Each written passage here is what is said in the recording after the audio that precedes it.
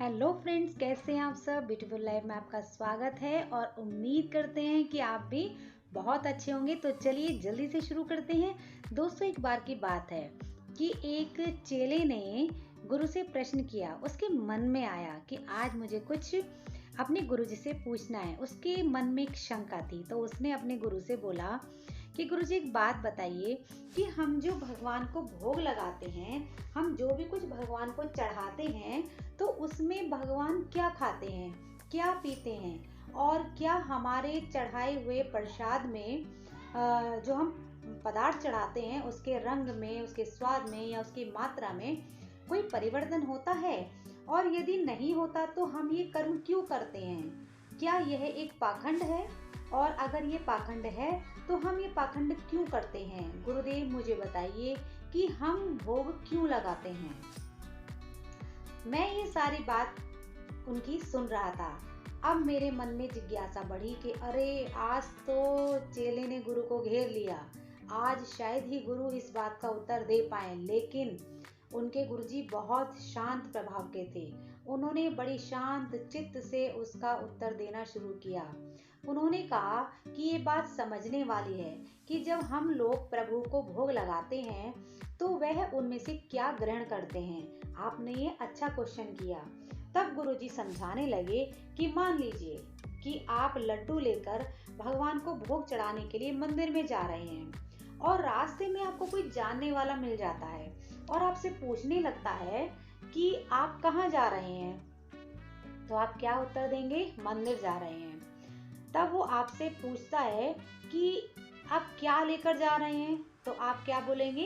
ये लड्डू लेकर जा रहे हैं, बेसन के लड्डू लेकर जा रहे हैं। फिर वह ये पूछेगा कि आप ये किसके लड्डू हैं, तो आप क्या बोलेंगे? आप बोलेंगे कि ये मेरे लड्डू हैं। ठीक है, इतना आप उत्तर देंगे। फिर जब आप इसी मिष्ठान को प्रभु श्री चरणों में रख देते हैं, उनको समर्पित कर देते हैं और उसे लेकर घर जाते हैं, तब फिर से कोई आपका जानने वाला मिल जाता है और आपसे पूछता है कि आप कहाँ से आ रहे हैं, तो आप क्या बोलते हैं? कि मंदिर से आ रहे हैं। तब वह ये कहने लगता है कि आपके पास क्या है। तब आपका क्या जवाब होता है? आपका जवाब होता है कि ये प्रसाद है। फिर वो ये कहता है कि यह किसका प्रसाद है। तब आपका क्या उत्तर होता है? आपका उत्तर होता है कि ये हनुमान जी का प्रसाद है।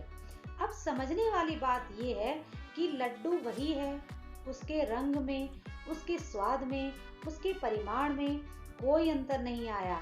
तो प्रभु ने उसमें से क्या ग्रहण किया। ठीक है, सोचने वाली बात है, भगवान ने उसमें से लिया क्या। तो एक्चुअल बात है कि भगवान ने उसका नाम बदल दिया। वास्तव में प्रभु उसमें से क्या लेते हैं? प्रभु उस प्रसाद में से हमारा अहंकार लेते हैं। प्रभु ने उस प्रसाद में से हमारा अहंकार लिया। जब हमने कहा यह मेरा है, तो जो भाव था उसमें अहंकार था। अब प्रभु के चरणों में समर्पित होते ही उसका हरण हो गया। तब उसका नाम क्या हो गया कि ये प्रभु का है और ये मंदिर का है और ये क्या है? प्रसाद है। तो प्रभु को भोग लगाने से मनुष्य विनीत स्वभाव का बनता है, शालीवान बनता है, अहंकार रहित, स्वच्छ और निर्मल चित्त मन वाला बनता है। इसलिए यह पाखंड नहीं है, ये एक बहुत अच्छी कर्म विधि है। इसका मनोवैज्ञानिक देखिए। इतना सुंदर उत्तर सुनकर मैं तो बिल्कुल बेहाल रह गया। और ये एक मनोवैज्ञानिक है कि हमें भोग लगाना चाहिए, क्योंकि भगवान अहंकार तो साथ में लेते ही हैं, हमारा भाव भी लेते हैं, उसमें हमारा भाव जाता है। तो रंग रूप मात्रा में कोई अंतर नहीं आता कि लड्डू में से अगर खुशबू आ रही है और हमने उसमें सूंघ ली, तो उसकी ना खुशबू के ऊपर कोई फर्क पड़ता है, ना वजन के ऊपर फर्क पड़ता है, किसी चीज के ऊपर फर्क नहीं पड़ता। तो मैं सोचने लगा कि कोटि कोटि नमन है देश के ऐसे संतों को, जिन्होंने हमें अज्ञानता से दूर ले गए और ले जाते हैं और हमें समय समय पर अपने ज्ञान के प्रकाश से प्रकाशित करते हैं। तो दोस्तों, आपने ये सुना, इसके लिए बहुत बहुत धन्यवाद। अगर ये आपको अच्छा लगा तो चैनल को लाइक कीजिए, सब्सक्राइब कीजिए, कमेंट कीजिए और शेयर कीजिए।